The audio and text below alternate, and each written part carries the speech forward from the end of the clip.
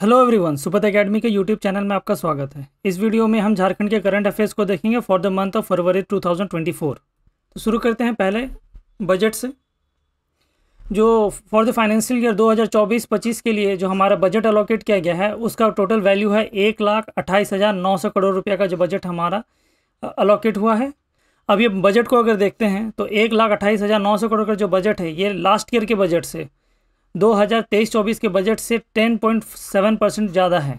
ये data important है।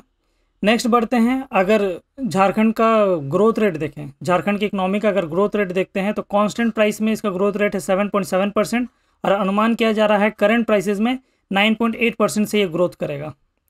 ये दोनों इंपॉर्टेंट डेटा है।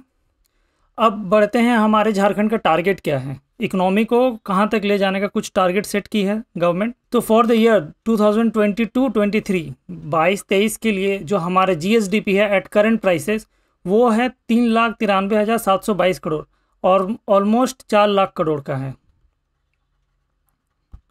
वहीं झारखंड गवर्नमेंट एक टारगेट सेट कर रही है कि इस 4 लाख करोड़ को ये बढ़ा करके 10 लाख करोड़ तक पहुंचाना चाहती है बाय द ईयर 2029-30 29-30 तक में हमारा इकोनॉमी 10 लाख करोड़ तक का होना चाहिए। ये झारखंड गवर्नमेंट तय की है। और 10 लाख करोड़ कितना होता है? 1 ट्रिलियन इकोनॉमी होता है। अगर हम लोग बजट का स्पीच में देखते हैं तो इसको 10 ट्रिलियन इकोनॉमी लिख दिया है और जो 4 लाख करोड़ है इसको 4 ट्रिलियन इकोनॉमी लिखा हुआ है। हालांकि अभी इंडिया का ही जो इकोनॉमी है वो 10 लाख मतलब 10 ट्रिलियन का इकोनॉमी नहीं बना है, तो झारखंड का अकेले का कहाँ से बन सकता है। तो यहाँ से हमें याद रखना है कि जो झारखंड का टारगेट है वो 1 ट्रिलियन का टारगेट है या फिर 10 लाख करोड़ याद रखना है, ये ज़्यादा आसान है बाय द ईयर 2029-30। अब इस टारगेट को अचीव करने के लिए 2023-24 से लेकर 2029-30 तक में जो झारखंड का इकोनॉमी का ग्रोथ रेट होना चाहिए वो है 14.2%। इतना ग्रोथ रेट रहेगा तभी हम लोग 2029-30 तक में 10 लाख करोड़ तक का टारगेट पहुंच पाएंगे। तो ये तो हो गया हमारा जो टारगेट है बाय द झारखंड गवर्नमेंट। अब देखते हैं जो जीएसडीपी है 2024-25 के लिए जो झारखंड का जीएसडीपी है इसको एस्टिमेट किया गया है 4,70,000 करोड़ के आसपास। अब ये कैसे एस्टिमेट किया गया है? करंट प्राइसेस में किया गया है। तो ऊपर हम लोग देख लिए कि एस्टिमेट किया जा रहा है जो हमारा झारखंड का इकोनॉमी का ग्रोथ रेट है वो 9.8% रहेगा करंट प्राइसेस पे। तो उसी के हिसाब से 9.8% का ग्रोथ रेट लेके इसको एडवांस में एस्टिमेट किया गया है। तो 4,70,000 करोड़ का बोला जा रहा है कि इतना हमारा जीडीपी रहेगा या फिर जीएसडीपी रहेगा for the state of Jharkhand in the year 2024-25। इसी के साथ आगे बढ़ते हैं। 2022-23 के लिए अगर देख लेते हैं तो झारखंड का जो जीएसडीपी का ग्रोथ रेट था वो 6.8% था और इकोनॉमी में जो कंट्रीब्यूशन रहा हमारा एग्रीकल्चर सेक्टर का, मैन्युफैक्चरिंग सेक्टर का और सर्विस सेक्टर का वो रहा है 24%, 32% और 44% रिस्पेक्टिवली। एग्रीकल्चर का सबसे कम है 24%, मैन्युफैक्चरिंग का 32% और सर्विसेज का है 44%। इसको भी हम लोग इकोनॉमिक सर्वे में बहुत डिटेल में पढ़ चुके हैं। और पर कैपिटा जीएसडीपी का अगर देखें for the year of 2022-23 at current prices तो वो है 1,02,28 रुपया, जो कि हमारे नेशनल एवरेज से कम है। इसी के साथ कुछ और इम्पॉर्टेंट की पॉइंट्स को देख लेते हैं। जो इम्पॉर्टेंट फिगर्स है यहाँ पे हमारा ले डाउन किया गया है कि तो हमारा टोटल एक्सपेंडिचर कितना हो रहा है। तो ये हम लोग देख लिए जो हमारा जो टोटल एक्सपेंडिचर है वो 1,28,900 करोड़ हो रहा है। तो ये हमारा बजट हो गया, जितना एक्सपेंडिचर करते हैं वही बजट में आता है। फिर अब हम लोग में इकोनॉमिक सर्वे में हम लोग अच्छे से पढ़े थे कि जो बजट होता है वो 2 टाइप में होता है। एक उसका कैपिटल रिसीट्स होता है और एक रेवेन्यू रिसीट्स होता है। रिसीट इन दोनों को अगर ऐड करेंगे तो हमारा टोटल बजट आता है। तो अगर हमारा कैपिटल रिसीट्स देखें तो ये 18,100 करोड़ का है और जो रेवेन्यू रिसीट्स है वो 1,10,800 करोड़ का है। इन दोनों को अगर ऐड करेंगे तो 1,28,900 करोड़ आ जाएगा। ये तो हो गया हमारा दोनों रिसीट्स। मेन जो 3 डेफिसिट्स है वो बहुत इंपॉर्टेंट है। एक हो गया फिस्कल डेफिसिट, एक होता है रेवेन्यू डेफिसिट और एक होता है प्राइमरी डेफिसिट। तो झारखंड जनरली डेफिसिट में नहीं रहता है, रेवेन्यू के मामले में वो सरप्लस में रहता है, इसलिए यहाँ पे रेवेन्यू सरप्लस लिखा हुआ है क्योंकि हम लोग रेवेन्यू के टर्म्स में सरप्लस में रहते हैं, वहाँ पे हम लोग को कोई घाटा नहीं है। जो रेवेन्यू डेफिसिट होता है इसे बोलते हैं राजस्व घाटा और फिस्कल डेफिसिट होता है इसे बोलते हैं राजकोषीय घाटा। ये होता है राजकोषीय घाटा। राजकोषीय घाटा।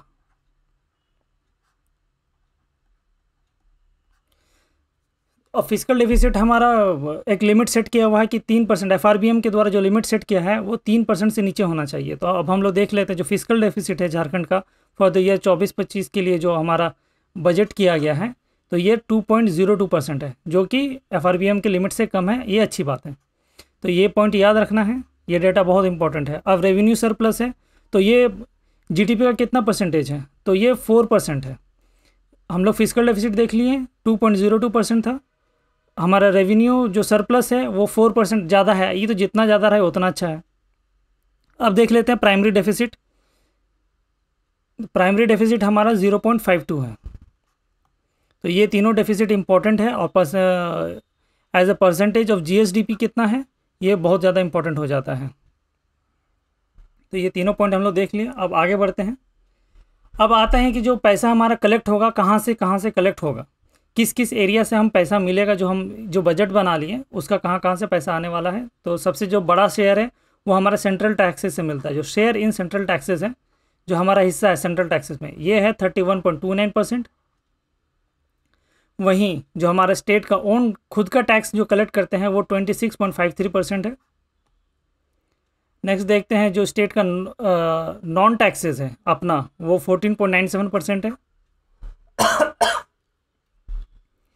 फिर जो ग्रांटेड एड्स, जो हमें एड मिलेगा वो 13.16% कवर करेगा। बोरोइंग्स होगा, हम बोरोइंग से 13.96% कवर करेंगे अपना बजट को। और जो बाकी लोन्स और एडवांसेस है वहाँ से 0.09% कवर करेंगे। तो ये हो गया हमारा रुपया कहाँ से आएगा।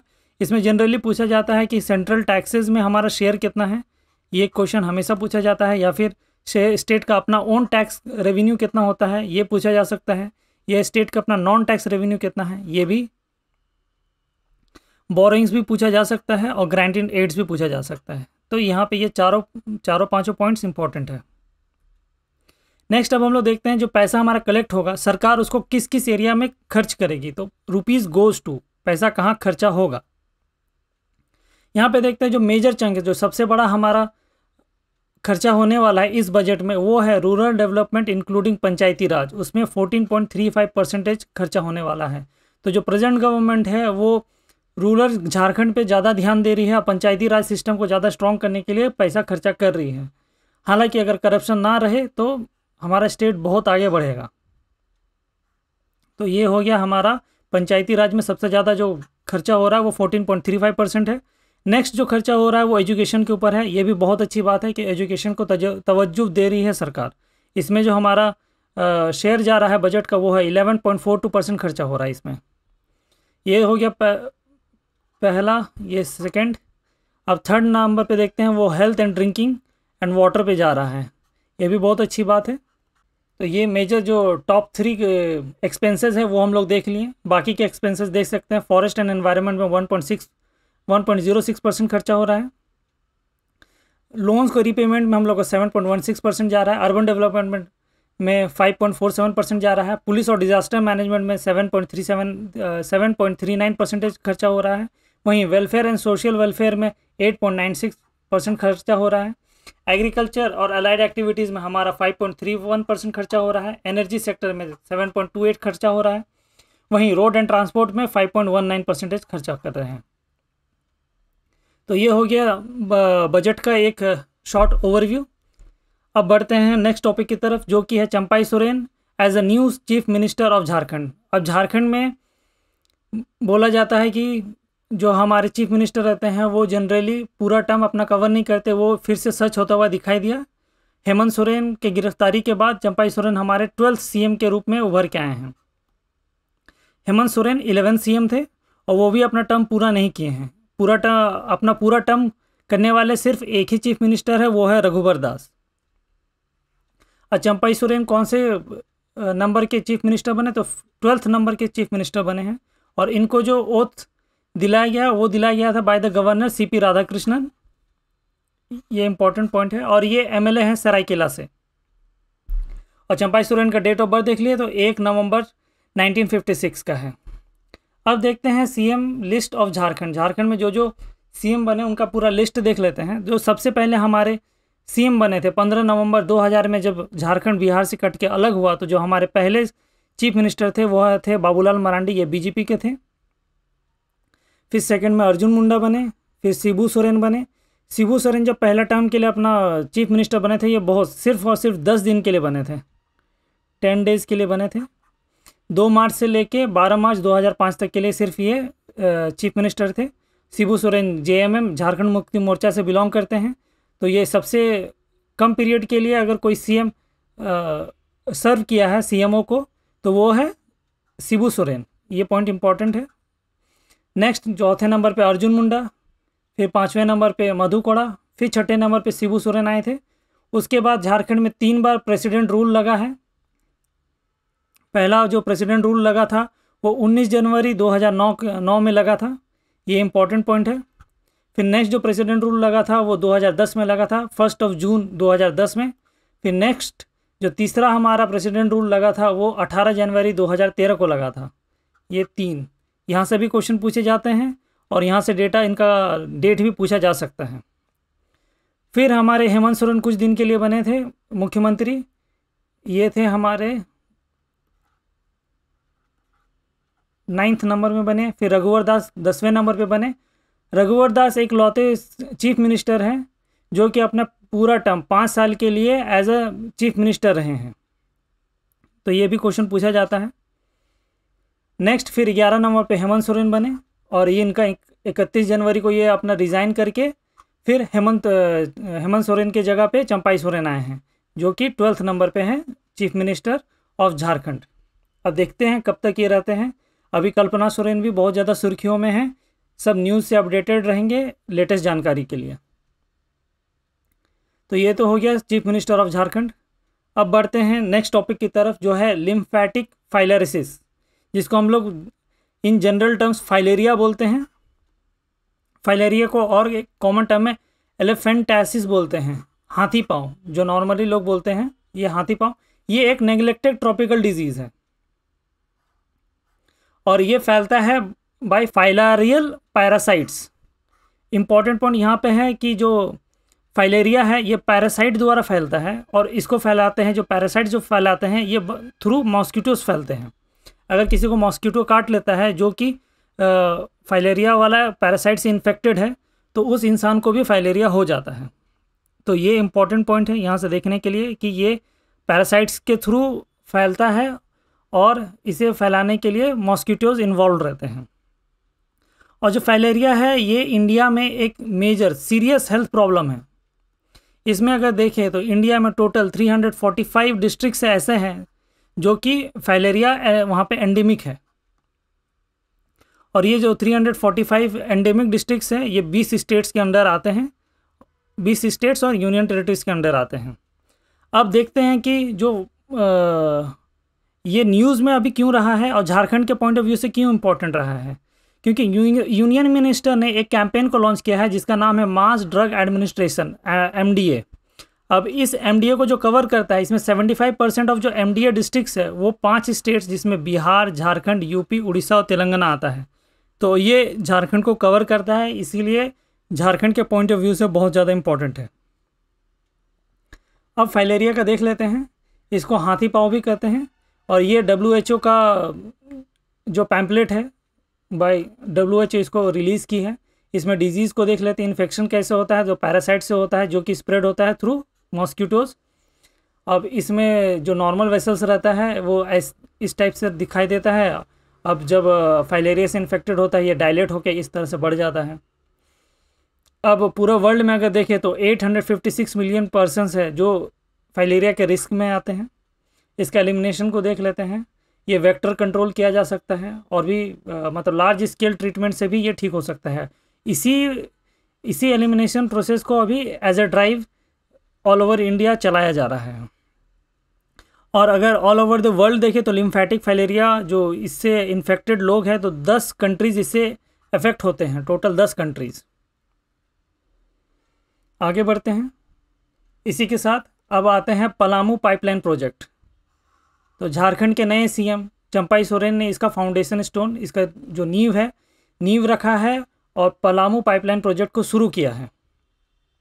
ये पलामू पाइपलाइन प्रोजेक्ट 2 साल में कंप्लीट होगा और इसको बनाने का खर्चा 456 करोड़ टोटल खर्चा होने वाला, 456.52 करोड़ रुपया खर्चा होने वाला है। और इसके जो बेनिफिशियरीज होंगे वो पलामू के 96 विलेजेस के लोग होंगे।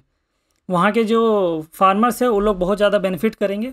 और अभी आने वाले टाइम में देखेंगे कि क्या होता है, ये प्रोजेक्ट आगे बढ़ पाता है कि नहीं बढ़ पाता है।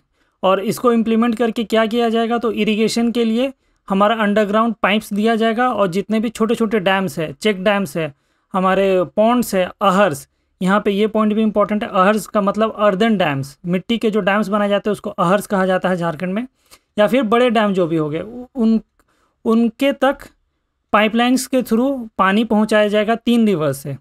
और ये पाइपलाइंस के थ्रू पानी इसीलिए पहुंचाया जाएगा ताकि इन छोटे और बड़े चेक डैम्स में हर मौसम में पानी रहे, क्योंकि जो पलामू एरिया है ये हमारा ड्राउट प्रोन एरिया है। इसको आगे हम लोग देख लेते हैं। तो ये झारखंड का मैप हो गया है। झारखंड का नॉर्थ वेस्ट में देखते हैं तो ये पलामू रीजन है जो ब्राउन कलर से मार्क किया हुआ है। और अगर डिस्ट्रिक्ट को देखें तो जहाँ पे पी लिखे हैं ये पलामू डिस्ट्रिक्ट है। अब इसमें अगर देखते हैं कि जो इरिगेशन इस एरिया में, जो पलामू वाला रीजन है, इस रीजन में जो लिफ्ट इरिगेशन के लिए अभी से ही नहीं मतलब सरकार कोशिश कर रही है। जब से झारखंड बना नहीं था तब से सरकार कोशिश कर रही है। 1956 का अगर देखें तो बिहार लिफ्ट इरिगेशन एक्ट लागू किया गया था जब झारखंड बिहार से अलग नहीं हुआ था। ये ब्लू कलर में बिहार है और ग्रीन कलर में झारखंड है। और ये जो रेड कलर से मार्क कर रहे हैं यहाँ पे पलामू रीजन पड़ता है जहाँ पे लिफ्ट इरिगेशन के लिए ये एक्ट लाया गया था। बाद में ये कामयाब नहीं हुआ। फिर बिहार लिफ्ट इरिगेशन रूल्स 1978 भी आया जो भी अभी कामयाब नहीं हो सका। फिर बाद में 15 नवंबर 2000 को झारखंड अलग हो गया। उसके बाद से तो अब झारखंड गवर्नमेंट कुछ कुछ करना चाह रही है। तो ये जो प्रेजेंट पलामू पाइपलाइन प्रोजेक्ट है इसके तहत क्या किया जाएगा कि जो 3 रिवर है, नॉर्थ कोयल, सोन और औरंगा, हम लोग जानते हैं कि जो सोन रिवर है यहाँ से नॉर्थ में फ्लो होती है। सोन रिवर ये बाउंड्री बनाती है, जो नॉर्दर्न बाउंड्री है झारखंड का, खास करके गढ़वा डिस्ट्रिक्ट का बनाती है बाउंड्री। वहीं जो नॉर्थ कोयल रिवर है ये गुमला से निकलती है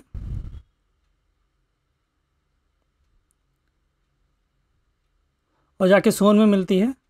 और इसी में आके फिर मिलती है औरंगा रिवर जो कि नॉर्थ कोयल के एक ट्रिब्यूटरी है, इधर आती है। ये है औरंगा, ये औरंगा हो गई,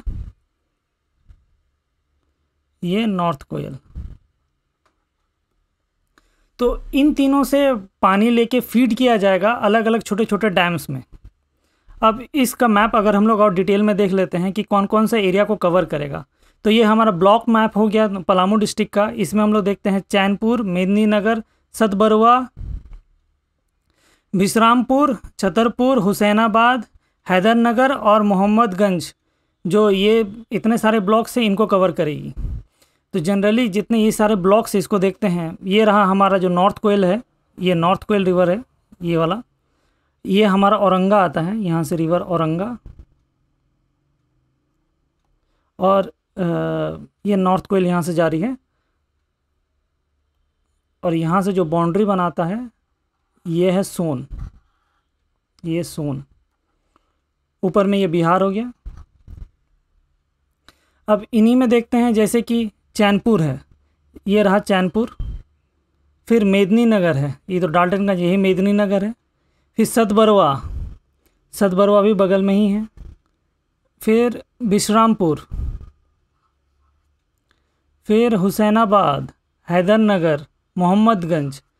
अगर सब जितने भी ब्लॉक्स को देखें तो देखेंगे कि ये नदी के किनारे ही है, क्योंकि अगर हम लोग मांडू वाला इलाका में देखें या फिर और थोड़ा दूर चल जाएंगे तो वहाँ से पाइपलाइन के थ्रू पानी पहुँचाना ना फिजिबल होगा ना वायबल होगा, इकोनॉमिकली ना वायबल होगा ना प्रैक्टिकली फिजिबल होगा। तो इसीलिए एक ध्यान रखना है कि जो जितने नदी से सटे हुए ब्लॉक्स हैं उन्हीं एरियाज़ में दिया जाएगा। इस पाइपलाइन के थ्रू जो इरिगेशन प्रोसेस किया जा रहा है इन्हीं सटे हुए नदी से सटे हुए ब्लॉक्स में ही है। तो एक तो याद करने का अच्छा तरीका है। और पलामू में हम लोग जानते हैं कि 21 ब्लॉक्स है टोटल। अब ये है बहुत पुराना 2013 का मैप है ये। तो ये जो हाइड्रोलॉजी वाला मैप है, इसको इंटरनेट से बहुत खोज के निकालना पड़ा कि कहाँ कहाँ से इसका जो रिवर्स का फ्लो जाता है वो कहाँ कहाँ से जाता है। अब हम लोग देख लेते हैं आगे कि इस प्रोजेक्ट के तहत, ये प्रोजेक्ट का जो कंप्लीशन ईयर 2 साल के अंदर कंप्लीट करना है। इसी साल जब 2024 में अगर इसका फाउंडेशन ले किया गया है तो 2026 तक कंप्लीट होना चाहिए। अब तो क्वेश्चन मार्क ही है, देखते हैं, फिंगर क्रॉस रखते हैं कि क्या होता है। और जो वाटर सोर्स है इसको 3 रिवर से दिया जाएगा। तीनों रिवर का नाम याद रखना है, सोन, नॉर्थ कोयल और औरंगा। मैप के थ्रू हम लोग देख लिए। कवरेज जो ब्लॉक्स हैं, ब्लॉक्स को भी देख लेना है। और टोटल जो वाटर बॉडीज़ को कनेक्ट किया जाएगा वो 15 नंबर्स ऑफ डैम है। अब रानी ताल है, तमराइन डैम है, ऐसे करके धनकाई डैम है, ताली डैम है। तो ऐसे टोटल 15 नंबर्स ऑफ डैम है। ये सारे इसके नाम यहाँ पे लिखे हुए हैं। और आने वाले सब एग्ज़ाम पॉइंट ऑफ व्यू से ये सारे डैम इंपॉर्टेंट हो जाते हैं, क्योंकि ये प्रोजेक्ट से लिंक्ड है। अभी पलामू पाइपलाइन प्रोजेक्ट से लिंक है, ये बहुत बड़ा प्रोजेक्ट है। अब बढ़ते हैं नेक्स्ट टॉपिक की तरफ, जो कि है झारखंड रूरल बस स्कीम।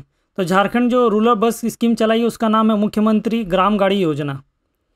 और इस ग्राम गाड़ी योजना का हम लोग इकोनॉमिक सर्वे में बहुत डिटेल में पढ़ चुके हैं। और ये लॉन्च हुआ था 2023 में। और इसके तहत जो रूरल एरियाज़ में जो पीपल है उसके फैसिलिटीज़ के लिए ये ग्राम गाड़ी योजना चलाया जा रहा है। ग्राम गाड़ी योजना में जो इम्पोर्टेंट पॉइंट है, इसमें जो सीनियर सिटीजन्स है, स्कूल और कॉलेज में जाने वाले बच्चे हैं, फिजिकली चैलेंज ह्यूमन बींग्स है, जो HIV पॉजिटिव लोग हैं, जो विडोज़ हैं, और जो झारखंड मूवमेंट के एक्टिविस्ट हैं, उन लोगों को फ्री ट्रैवल दिया जाएगा इन बसेस के थ्रू। तो इतने सारे लोग कवर होते हैं जो फ्री ट्रैवल के अंडर आते हैं। तो सबको याद रखना है, क्योंकि स्टेटमेंट बेस्ड क्वेश्चन बन सकता है। अब आते हैं जो नेक्स्ट इम्पॉर्टेंट टॉपिक है, वो है जो प्राइम मिनिस्टर वर्चुअली शिलान्यास किए हैं हमारे हेल्थ प्रोजेक्ट्स का झारखंड में। तो 3 मेजर हेल्थ प्रोजेक्ट्स को लॉन्च किए हैं। और ये तीनों प्रोजेक्ट लॉन्च हुआ है PM अभीम के तहत, प्रधानमंत्री Ayushman Bharat health infrastructure mission के तहत ये लॉन्च हुआ है। और इन तीनों को और ये प्रोजेक्ट्स क्या क्या हैं, तो इसके तहत 2 नर्सिंग कॉलेजेस बनाए जाएंगे, 4 क्रिटिकल केयर ब्लॉक्स बनाया जाएगा और 3 ब्लॉक पब्लिक हेल्थ यूनिट्स बनाया जाएगा। और इन तीनों को प्रोजेक्ट्स को कैरी ऑन करने के लिए जो टोटल बजट ले ओवर किया गया है वो है 177 करोड़ रुपया खर्चा होगा इसके तहत। तो अब आगे हम लोग देख लेते हैं कि जो नर्सिंग कॉलेजेस बनाया जाएगा वो 2 जगह पे बनाया जा रहा है। 2 नर्सिंग कॉलेजेस, एक कोडरमा मेडिकल कॉलेज कोडरमा में और दूसरा फूलो झानो मेडिकल कॉलेज दुमका में। 2 जगह पे नर्सिंग कॉलेजेस बनाया जाएगा। जो क्रिटिकल केयर ब्लॉक्स हैं वो 4 बनाए जा रहे हैं और 4 अलग अलग डिस्ट्रिक्ट्स में बनाए जाएंगे, जिसमें से एक हमारा रिम्स रांची में बनाया जाएगा। नेक्स्ट हम लोग देखते हैं जो 3 ब्लॉक पब्लिक हेल्थ यूनिट्स है वो तीनों के तीनों देवघर डिस्ट्रिक्ट्स में बनाए जाएंगे। तो ये बहुत इंपॉर्टेंट है।